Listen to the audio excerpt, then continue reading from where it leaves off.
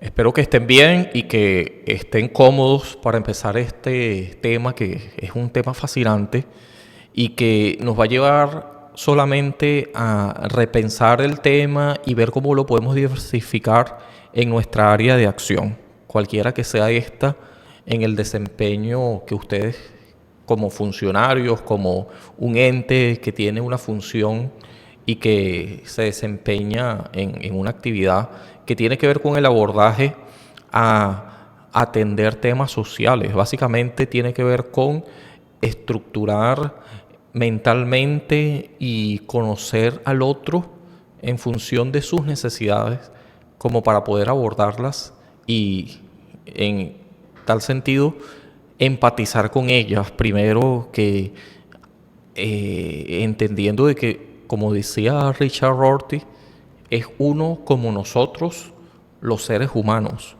Así que en ese sentido ya hay una empatía previa que debería prevalecer sobre cualquier interés oscuro que de todas formas la intencionalidad siempre está presente, pero debe ser de acuerdo a el bienestar ajeno, que esto es un poco complicado porque pueden estarse imponiendo algunos intereses del propio ego que sin embargo no está muy desligado de los demás, ya que la otredad, como decía Levinas, está muy marcada con nuestros propios intereses. En todo caso sería una cuestión que nos va a beneficiar de todas maneras, porque el trato que nosotros dispensemos a otro o podamos de alguna manera otorgar, se nos devuelve. ¿Por qué? Porque en esto de la otredad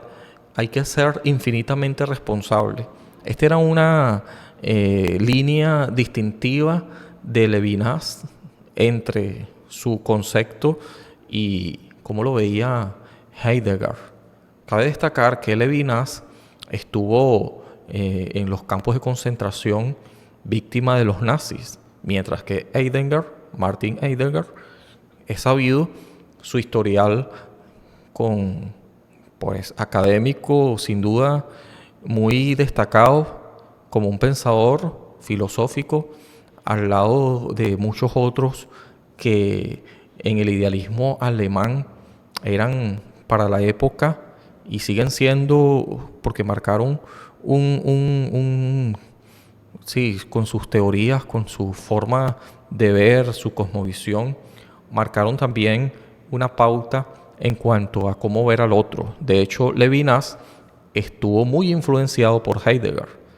Él leyó su libro y este libro, por supuesto que no vamos a decir que es la antítesis, las teorías de Levinas en relación a la otredad y marcadamente diferenciado, insalvable, no es el caso, con respecto a las teorías y pensamientos de Heidegger.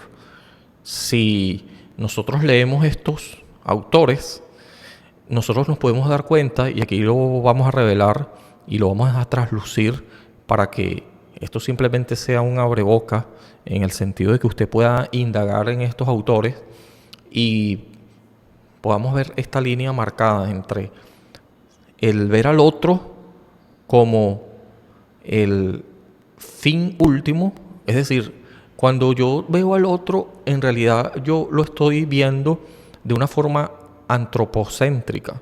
Estoy viéndolo desde una óptica meramente humana, es decir, que conforme a mi creencia y mi forma de ver las cosas en relación a,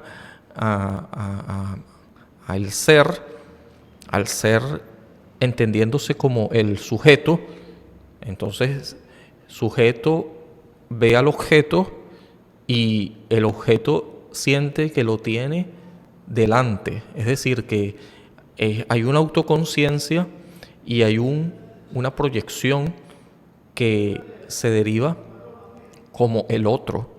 El otro sería el objeto. Esta relación sujeto-objeto me lleva a pensar de que este otro, que no soy yo, y que al mismo tiempo puedo serlo, Porque ¿qué tal? ¿Cómo me verá el otro? El otro me ve como el sujeto o el objeto. Desde su punto de vista, él me ve a mí como un objeto. Así que esta relación sujeto-objeto no está fijada por uno y que el otro que me es ajeno, cómo yo lo puedo de todas formas interiorizar en el sentido de que yo me comprometa no a verlo como un, eh, un medio, sino como un fin en sí mismo. Esto trayéndolo como la ética kantiana y de este imperativo categórico en relación a ver al otro como un fin y no como un medio. Así que esto va enfocado a el distinguir, no ser para la muerte, y aquí vuelvo a retraer, sí, a traer, mejor dicho, esta filosofía, si se quiere, que es de Heidegger, ser para la muerte, y la de Levinas, que mire la diferencia, y él mismo dijo que esta era precisamente una cuestión que llevaría a la ideología egocéntrica que revela el hecho de que yo tengo que vivir mi vida y por encima de quien sea, porque la muerte está delante. Si esto es llevado a ese extremo, yo por supuesto voy a atropellar a todo el que consiga por el camino, porque yo voy a morir, usando este término muy fatalista, pero es el caso. Entonces yo tendría que hacer todo, comamos y bebamos, porque mañana hemos de morir. Algo así como los epicúreos de la antigüedad, hablo de Grecia. Ahora, esta forma de ver la vida, esta cosmovisión desde esa óptica, estaría, por supuesto, destinada a no reconocer la otredad, o por lo menos no verla desde un punto de vista ético como un fin, sino lo veo como un medio. Así que las relaciones interpersonales, y no solamente interpersonales, sino con todo nuestro medio, estaría muy egocéntrica. Y tal forma de ver, por supuesto que estaría impidiendo el progreso, porque el fin último, como la muerte, estaría llevándome a pensar de que no hay una continuidad. Es verdad que no voy a continuar yo, pero la humanidad va a continuar. En todo caso, la humanidad tiende al infinito, es eterna. Aunque hay muchos cálculos fatalistas en relación a la extinción de la vida humana, sabemos que esto siempre ha sido una postergación. Es decir, esto siempre se posterga. Siempre pasa una generación y otra y dependiendo de la época, por supuesto, hay diferentes formas de ver el asunto de la fatalidad. Pero siempre ha sido un tema controversial la muerte como fin último. Claro, es cierto de que si lo vemos de un punto de vista equilibrado, tiende a valorar la vida. Es una forma. O en el sentido de lo que decía, y aquí hay que decirlo prácticamente de manera obligada, porque está muy relacionado con esta forma que Nietzsche, él expresó en su libro La Gaya Ciencia, y así habló Zarathustra, ¿sí? Algo así es el libro, ya le voy a decir. Así habló Zarathustra, ¿sí? Aquí yo voy a hacer un fact-checking para no divagar mucho en estos temas. Y ya voy a las láminas en cuestión. Vamos a ver.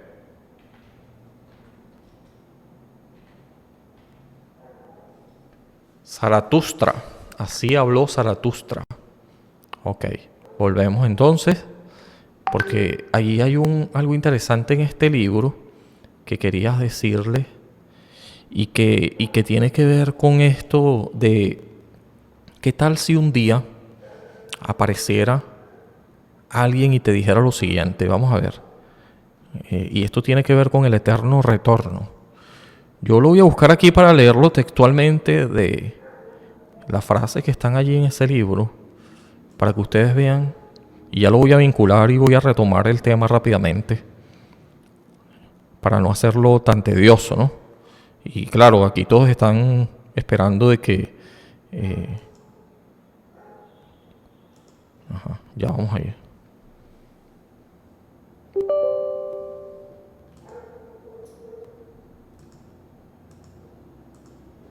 Sí, esperando de que esto tenga una vinculación clara con el tema en cuestión y quizás estén preguntándose a dónde va esto. Ya les voy a decir rápidamente. Empezando con leer textualmente lo que dice esto del eterno retorno. Aquí hago...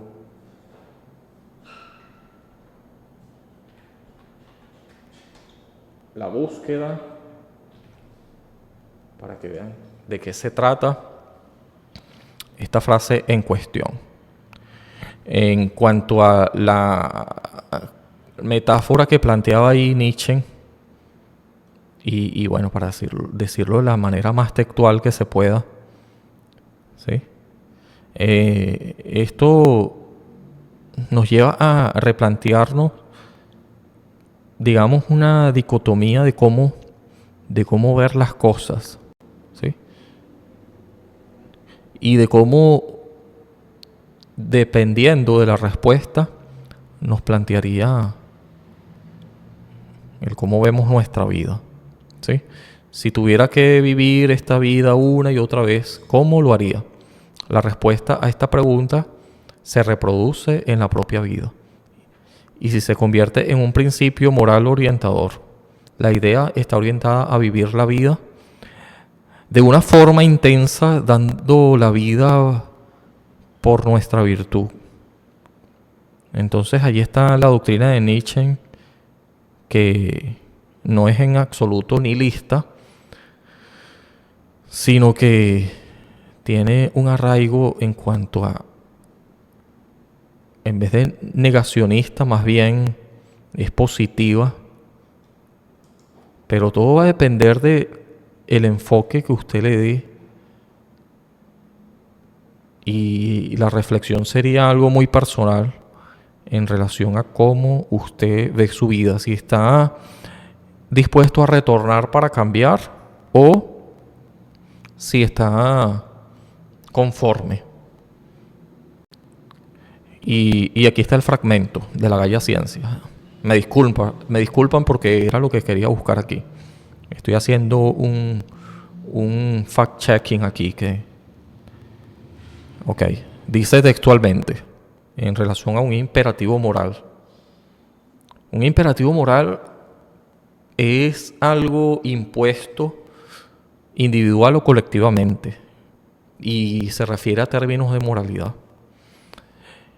Entonces aquí dice, ¿qué ocurriría si un día o una noche un demonio se deslizara furtivamente en la más solitaria de tus soledades y te dijese, noten esto, porque deben responder después, o por lo menos pensar en qué hubiese respondido yo? Y bueno, ¿qué pueden responder ahora mismo, ¿no?, a este dilema? Entonces viene furtivamente un demonio y te dice lo siguiente: esta vida tal y como tú ahora la vives y como la has vivido, deberás vivirla aún otra vez e innumerables veces. Y no habrá en ella nada nuevo, sino que cada dolor y cada placer y cada pensamiento y cada suspiro y cada cosa indeciblemente pequeña y grande de tu vida deberá retornar a ti. Y todas en la misma secuencia y sucesión. Y así también estará a la araña, esta luz, la luna, estas ramas, y así también este instante, y yo mismo. El eterno reloj de arena de la existencia se invierte siempre de nuevo. Y tú con ella, granito de polvo. Entonces dice, si esto sucediera, ¿no te arrojarías entonces al suelo rechinando los dientes y maldiciendo al demonio que te ha hablado de esta forma?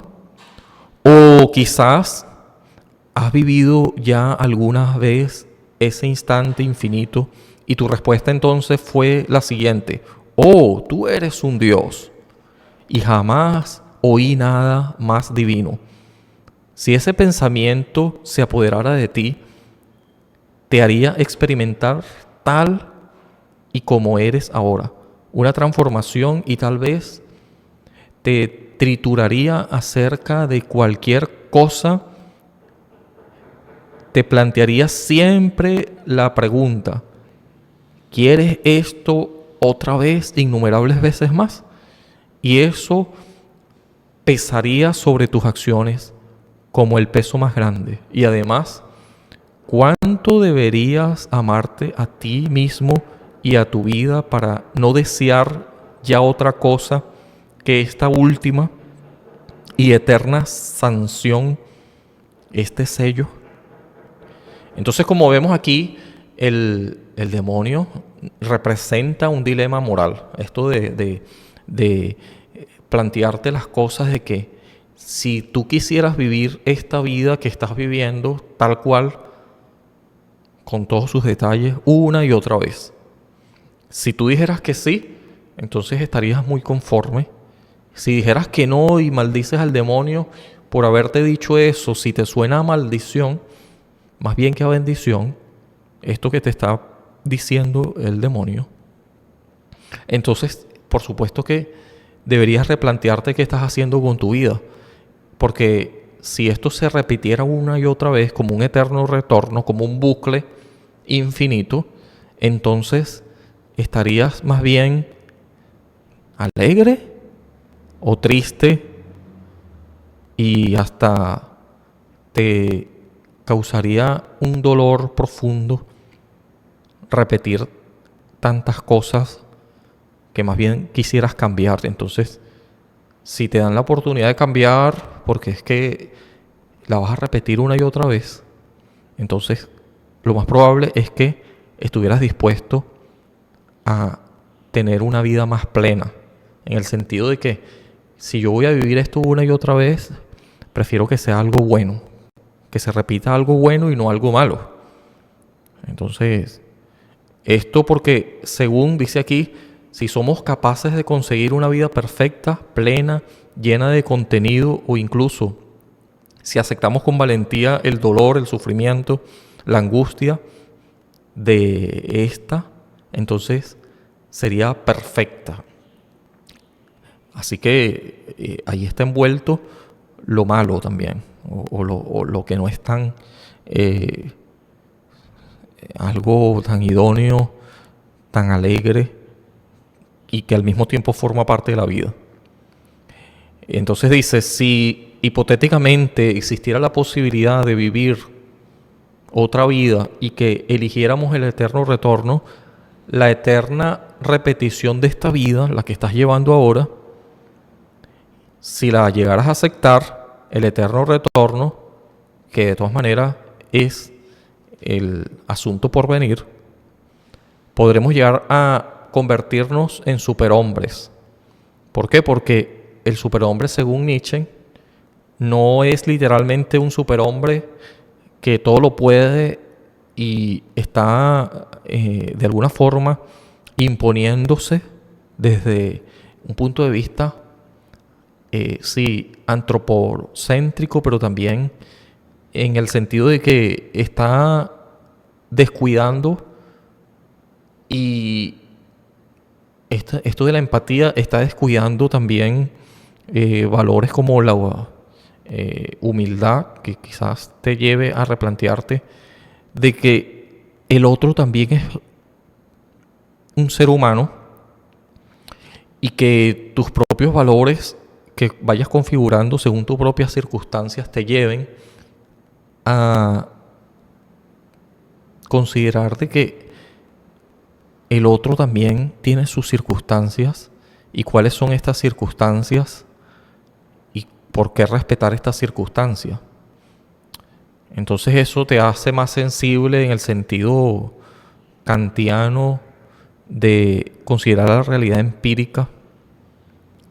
Y aunque Nietzsche no desarrolla esto mucho más, hay muchas versiones o muchos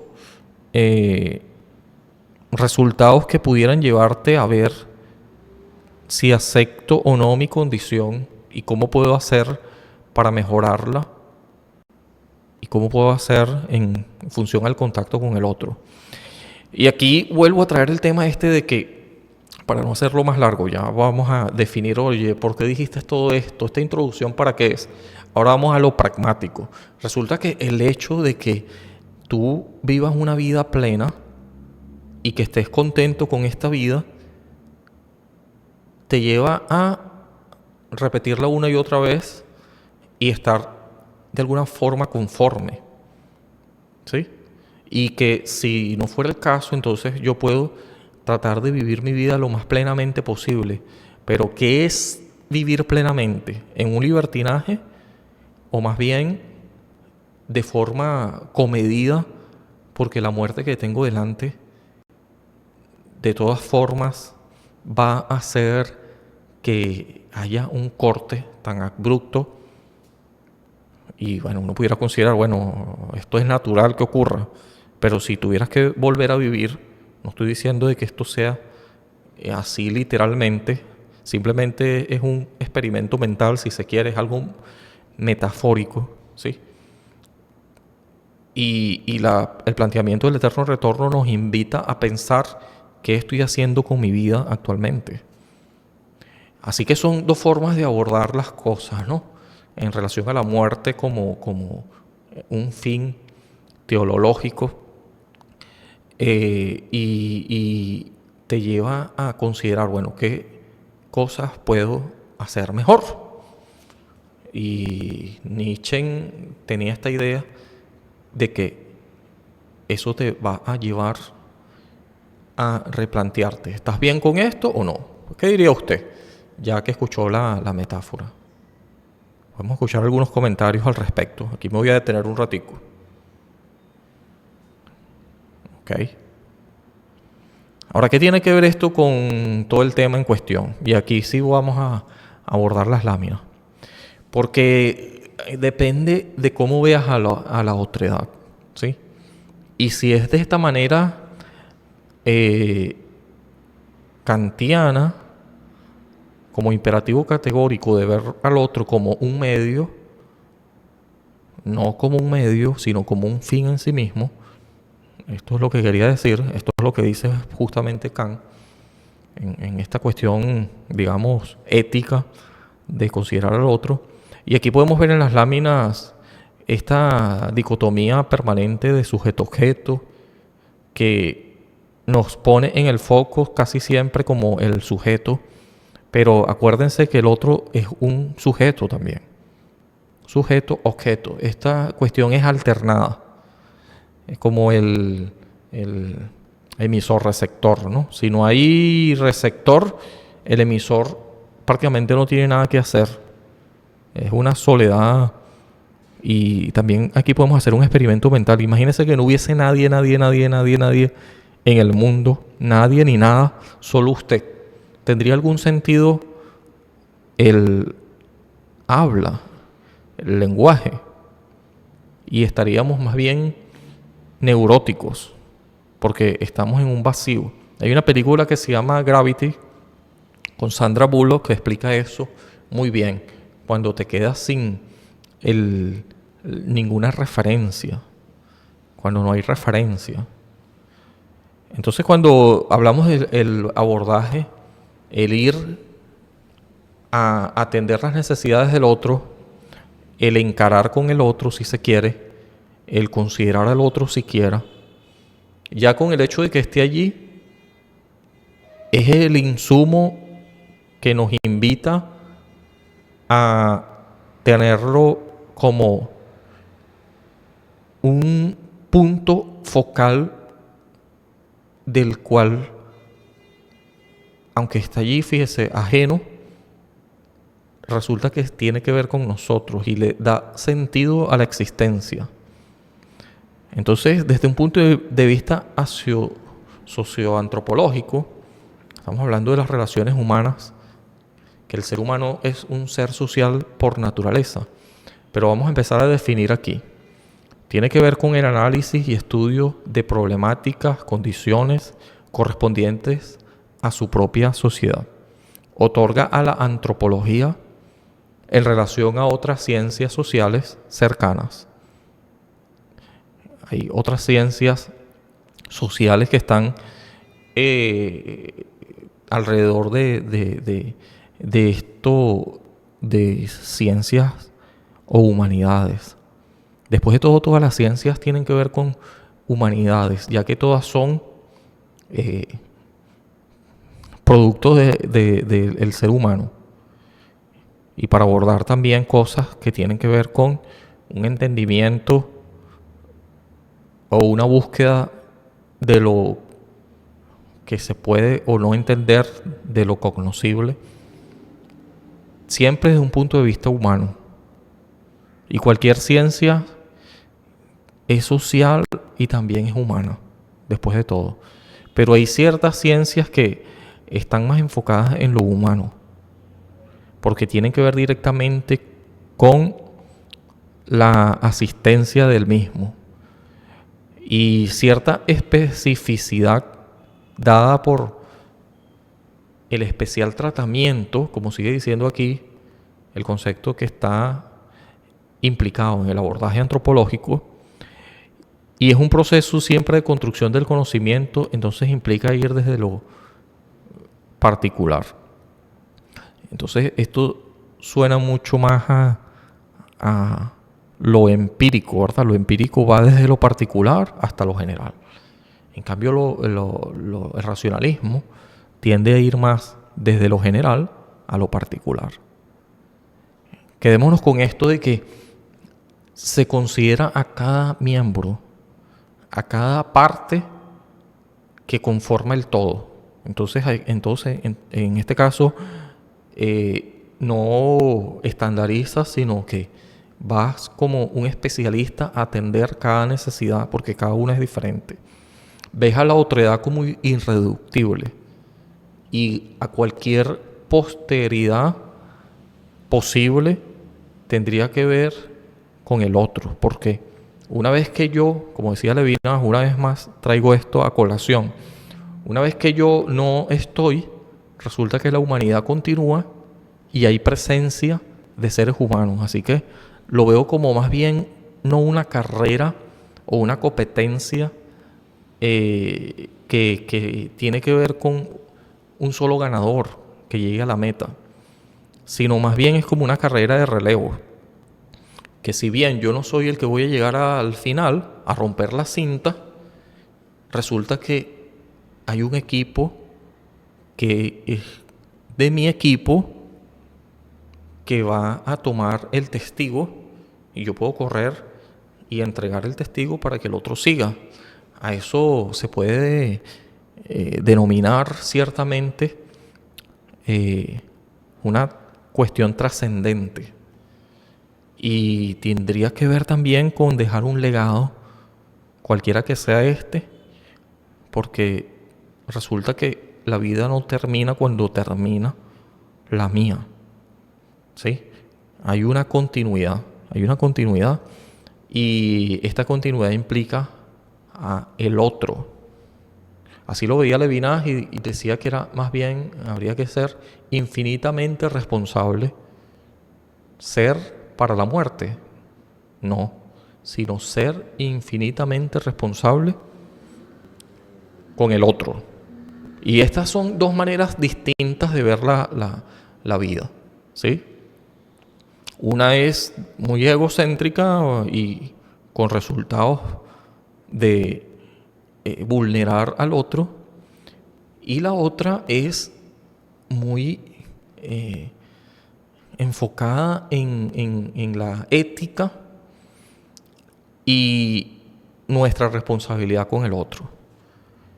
Entonces tendríamos que considerar al otro como alguien particular, único y con una identidad propia, con unas problemáticas singulares y definitivamente con un contexto que es único, ¿sí? Con unas configuraciones de lo que le rodea esto pudiéramos traerlo aquí me estoy acordando de Uriel Bronfenbrenner, que habla sobre la ecología del desarrollo humano, y cada uno tiene una configuración propia en cuanto a la ecología, en cuanto a su entorno, en cuanto a sus circunstancias. Como decía José Ortega y Gasset, él hablaba de yo soy yo y mis circunstancias. Yo soy yo y mis circunstancias. ¿Y qué quiere decir esto? Yo soy yo y mis circunstancias. Y uno pudiera decir, bueno, esto es ego puro, ¿verdad? Yo soy yo y mis circunstancias. Pero nada que ver, ya vamos a ver. ¿A qué se refería José Ortega y Gasset? Esta expresión, y aquí hago otra vez un fact-checking, se ha convertido en todo un referente del pensamiento español. Y yo diría que trasciende a una región en particular. Pertenece a José Ortega y Gasset, como ya les decía. ¿Y qué es lo que esto significa? Yo soy yo y mi medio. No puedo separar el medio del que vivo de mi yo. Así que tiene que ver con mi medio. Si no me salvo yo, si no salvo a mi medio, no me voy a salvar yo. Las palabras circunstancias dan un significado del entorno. Vivimos inmersos en ciertos espacios y estos espacios condicionan, y yo puedo también influir en estos espacios, ¿sí? Así que yo soy responsable también de mis decisiones. Y mis decisiones tienen que ver, por supuesto, están muy influenciadas con los que me rodean inmediatamente. Con esto que Bronfenbrenner hablaba de el ontosistema y también con el exosistema, ¿sí? Esto de la ecología del desarrollo humano, ¿verdad? Que aquí les voy a decir rapidito de qué se trata en relación a esto, ¿no? Y qué lugar ocupa en el desarrollo humano el otro, ¿sí? Y el esquema que ponía Bronfenbrenner habla del microsistema donde aparece la familia, donde aparecen los parientes, la escuela está allí también, los servicios que tienen que ver con cuestiones hospitalarias y todo esto. El exosistema, mesosistema, macrosistema. Es difícil no estar en uno de estos sistemas o decir yo no necesito de ninguno de estos otros. Por supuesto que conformamos y somos parte de este sistema. Entonces aquí aquí hay un esquema que les quería compartir. El microsistema tiene que ver con la familia, el aula, los compañeros de escuela, maestros, vecinos. El mesosistema, los roles, relaciones afectivas, hogar, padre, de familia, lugares donde la persona se desenvuelve. El exosistema, sistema educativo, leyes, religión, medio de comunicación. Y el macrosistema, la cultura y la subcultura. Es una forma de ver el esquema, ¿no? De todas maneras, hay uno que todavía está mucho más personal, que es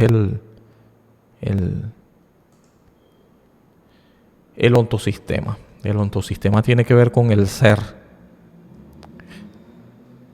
¿Sí? El ser, ya estamos hablando de algo individual. Y aquí pueden intervenir cuestiones que son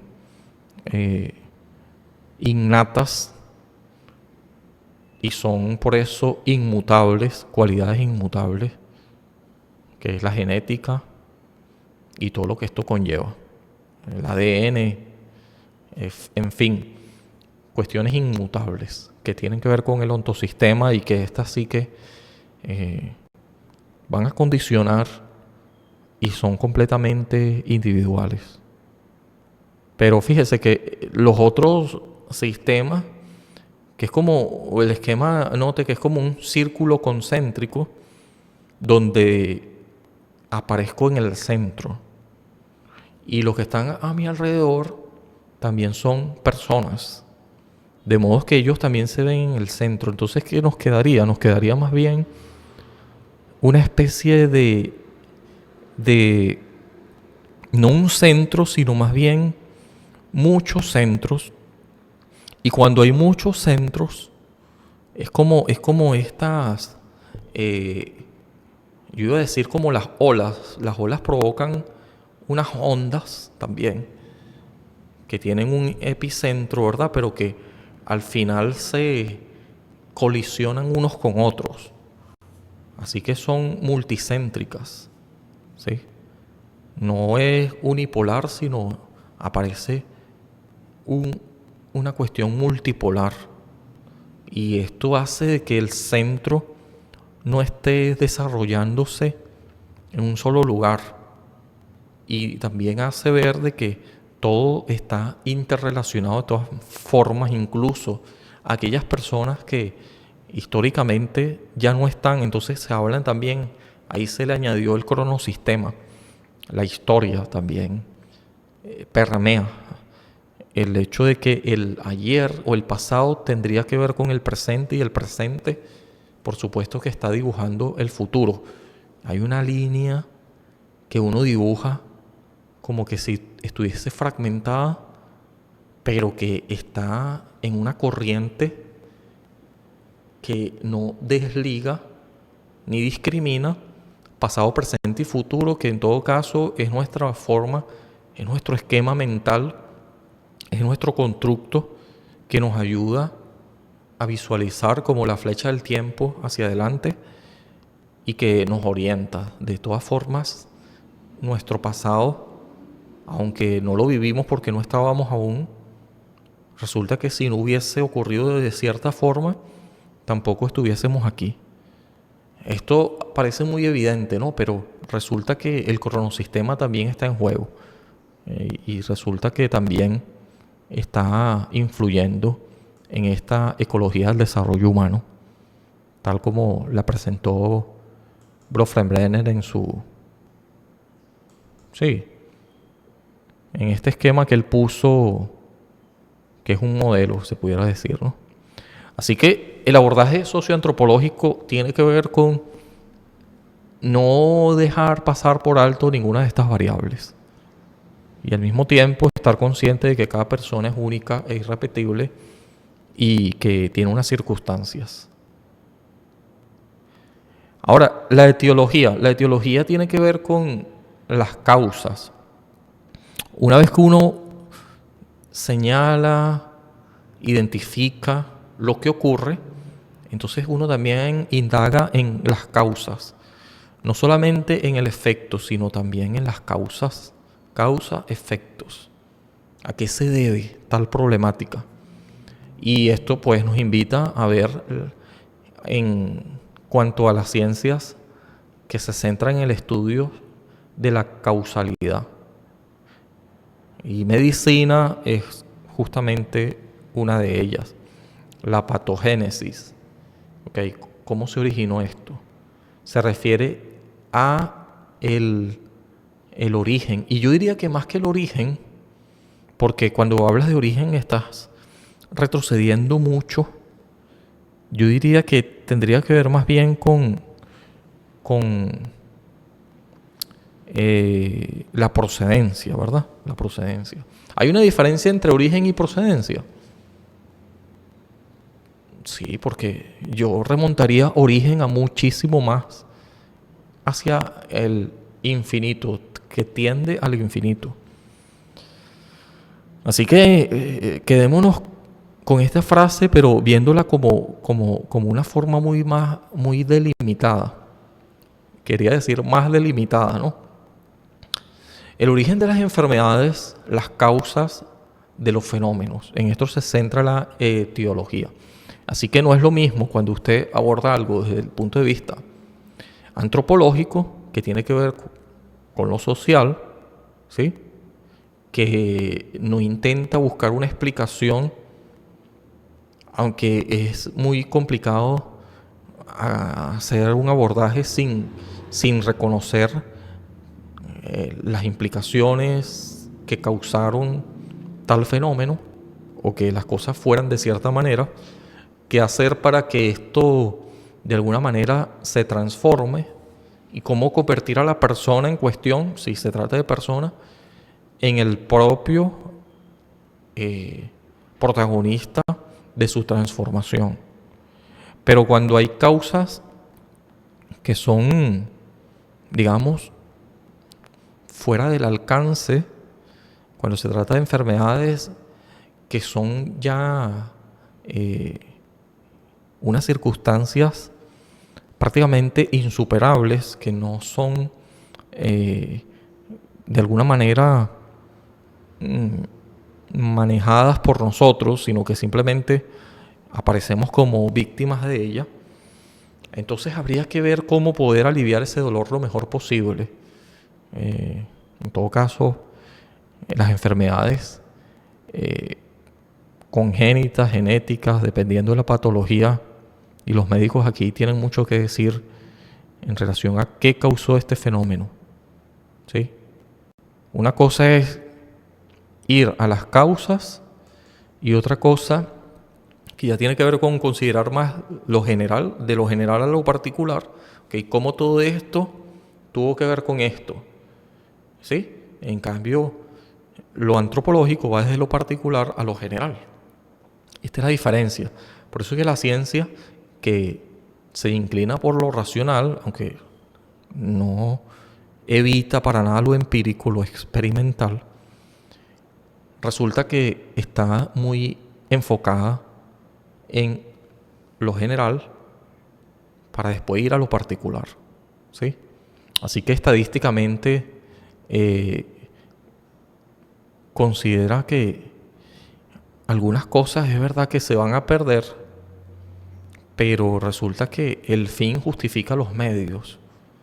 Como que se va al fin y los medios, ¿verdad? Que son estas cuestiones que pudieran diferir y ser muy variopintas, que tiene que ver con las circunstancias que llevaron a tal cosa, es decir, las causas de los fenómenos, se deberían entender primero para buscar una solución. Esta solución puede ser, desde el punto de vista científico, más enfocada, más rigurosa, y tendría que ver con lo general y parcelarlo cada vez más con el fin de tener dominio. Y este dominio llevaría a enfocarnos haciendo un zoom desde lo general, y una vez entendido lo mejor posible todo esto, ir a lo particular, pero empieza desde lo general. El estudio, en todo caso, debe ser integral. No hay una separación que resulte insalvable, inconmensurable del abordaje antropológico y lo que decíamos, la etiología.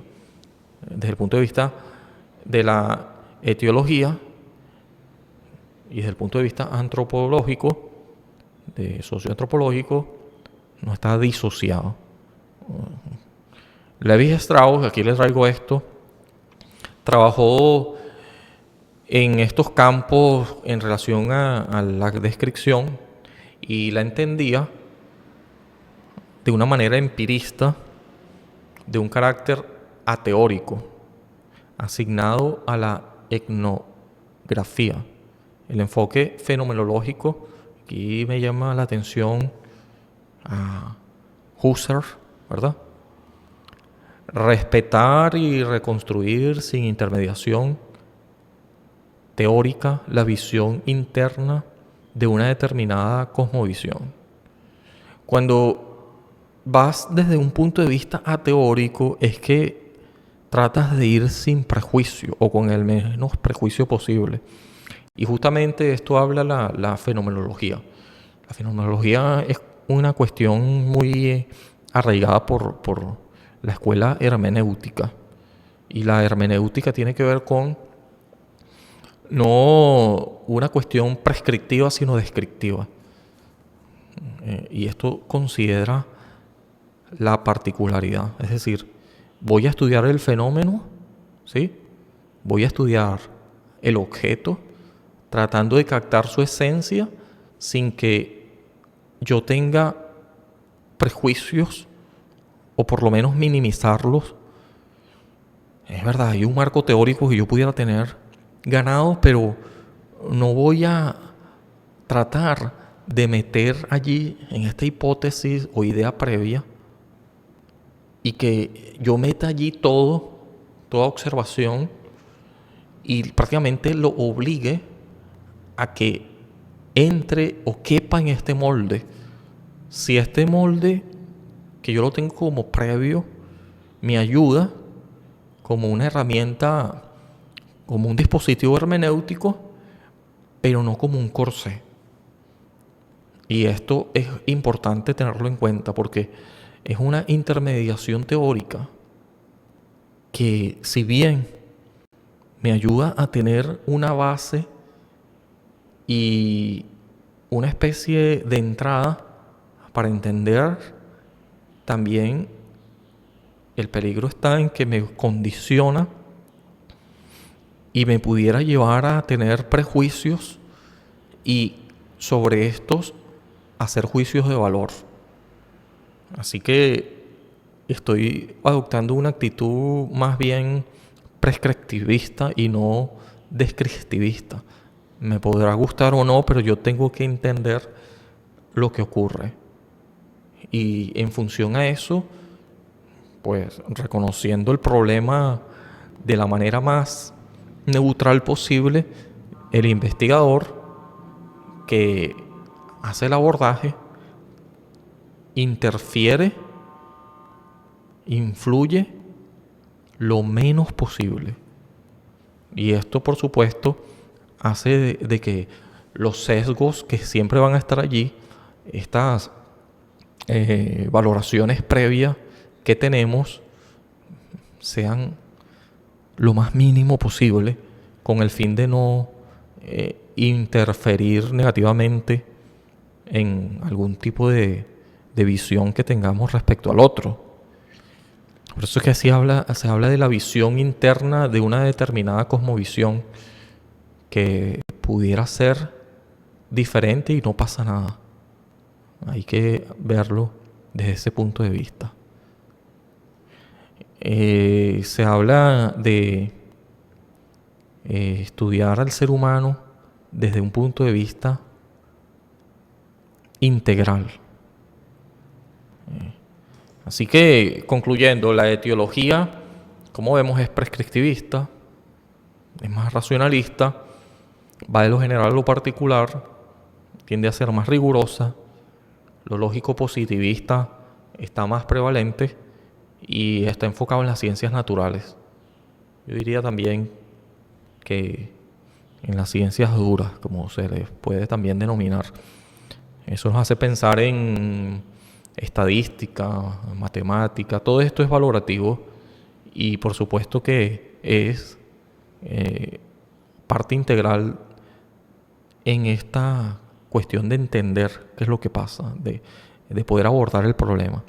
Lo socioantropológico, como vemos, es más descriptivista, el enfoque es más empirista, va de lo particular a lo general, es holístico, así que busca la forma de entender mayor número de cosas posibles, entendiendo de que las variables están confluyendo y van a repercutir en la valoración y que pueden cambiar estas. No es lineal, no es cuadrada.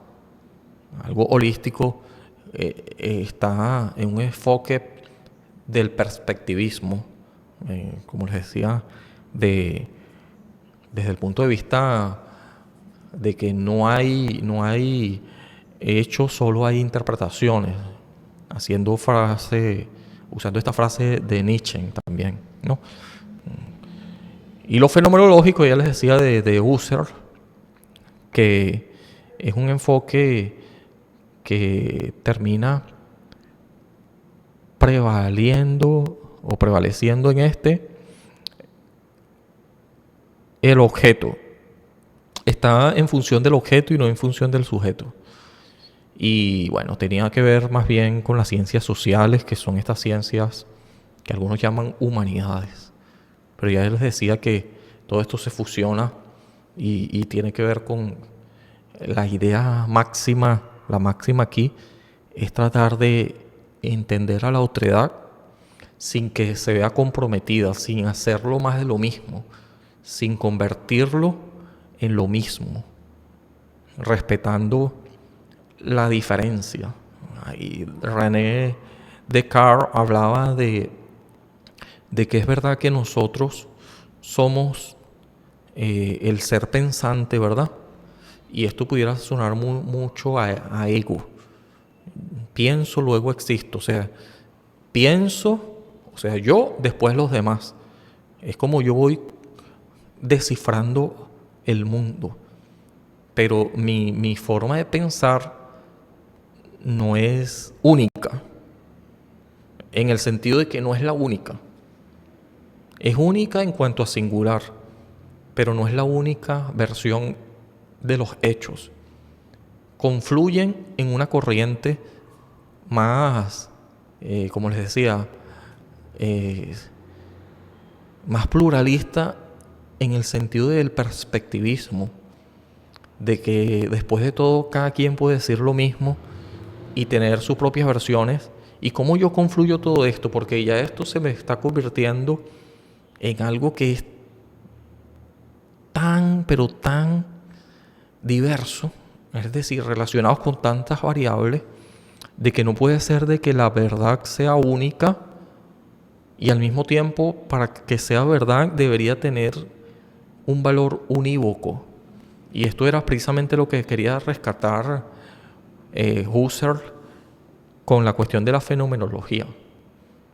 Y siempre es esta preocupación por tratar de entender, entonces, en este vasto universo, esta variedad que se hace infinita, ya hablando del noúmeno, hasta qué grado lo fenomenológico o el fenómeno, usando estos términos kantianos, yo puedo de verdad entenderlos, pero consciente de que mi versión es una más, es una realidad que cada quien puede vivir, cada quien tiene su realidad, su circunstancia, como decía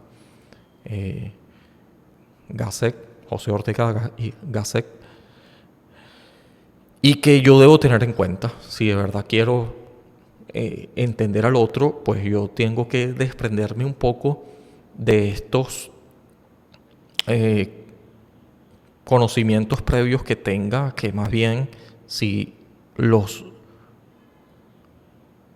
enarbolo como rígidos, pudieran hacer daño y pudieran más bien tener un límite en cuanto a dejar de tener una mente abierta que me permita de verdad conocer al otro, y en esa medida, en la medida que yo conozco mejor, voy a hacer un abordaje más certero.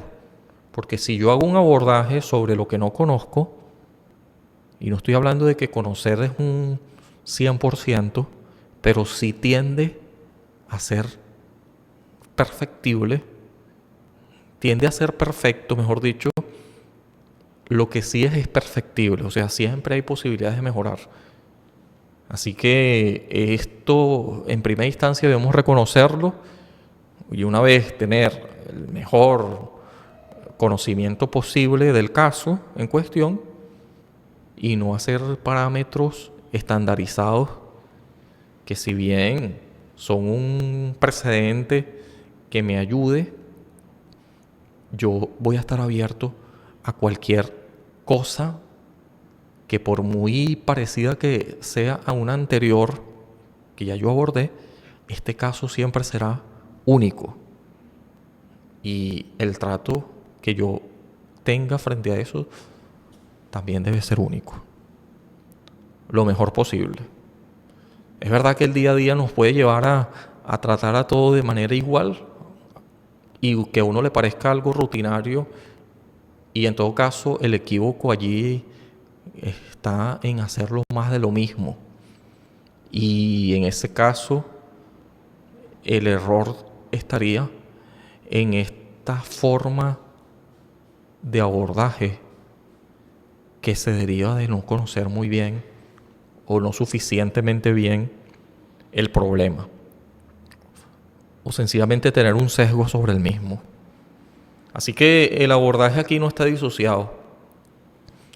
Etiológicamente y socioantropológicamente deben confluir, y son herramientas hermenéuticas, dispositivos hermenéuticos que me van a ayudar a conocer el problema, y en función de él, en cuestión de hacerlo de la manera más posible humana, no hay otra manera, y con todas sus imperfecciones en relación a la contingencia que está incluida en cualquier caso, una vez haciendo todo el esfuerzo solícito, abierto al cambio, yo pudiera estar en mejor disposición de hacer un abordaje eficiente. De esto se trata. Y estos punticos que están allí tienen que ver en estas interrelaciones. En la teoría de grafos, hay esta cuestión de lo que son los puntos. Hay unos puntos que son más nodales. Nodales en el sentido de que en él confluyen más aristas, ¿sí? Y son puntos masivos, nodales exactamente, que pudieran verse como claves porque confluyen muchos allí. Así que esta vértice pudiera yo tomarla más en cuenta, pero no como la única, sino que dentro de una variedad, ¿verdad? Allí de puntos, de vértices, hay muchas aristas. La teoría de grafo me lleva a pensar en eso. Yo debo tomar en cuenta cada variable posible dentro de los límites, pero por lo menos reconocer estos límites. Y eso hará que mi trabajo y mi forma de abordarlo sea lo más acertado posible en el marco de las imperfecciones que, bueno, resultarán siempre un límite en todo caso. Bien, esto era lo que tenía que decir respecto a este tema. Y bueno, nada, gracias por atender esto. Esperemos que no sea la última vez que hablemos de este y otros temas, y que, bueno, vamos a hacer un panel de preguntas breves y la vamos a responder entre todos. Yo no tengo todas las respuestas. En todo caso, siempre quedará material para otro día.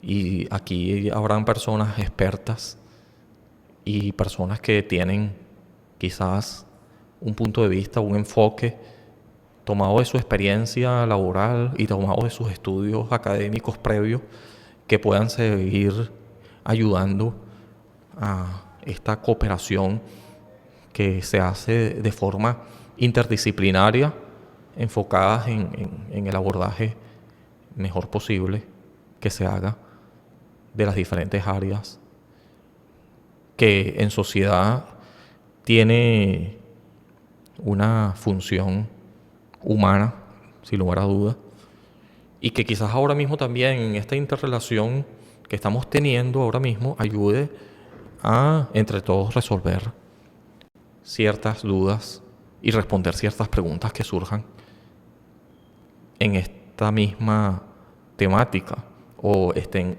de todas formas vinculadas a lo que acabamos de decir. Este es el momento de hacer esas preguntas, pero por mi parte es el momento de terminar. Muchas gracias. Otro día quizás nos vemos y bueno, en adelante puntos suspensivos para seguir meditando en esto, y quizás no respondió todas las preguntas, quizás más bien generó más preguntas que respuestas, pero eso es bueno en esta cuestión de quedarnos pensando, y estas preguntas pueden llevar a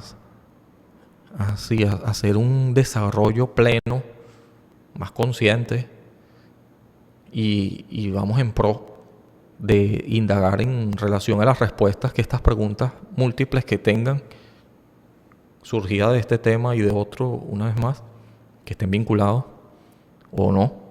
Todo tiene vinculación hasta cierto grado. Eso se dice una vez que se plantea la cuestión, sea cual sea, y ahí se le busca en relación al lenguaje cómo se vincula, y bueno, se sigue aprendiendo de todo, ¿no? Incluso de las preguntas, todavía más de las preguntas, mejor dicho. Bien, hasta luego. Aquí estoy terminando esto. Aquí quedamos en un espacio, un paréntesis, para responder esas preguntas, algunas de ellas. No me comprometo a tener todas las respuestas. Muy bien, gracias por estar aquí. Hasta luego. Y en adelante el panel de preguntas brevemente. Gracias por todo.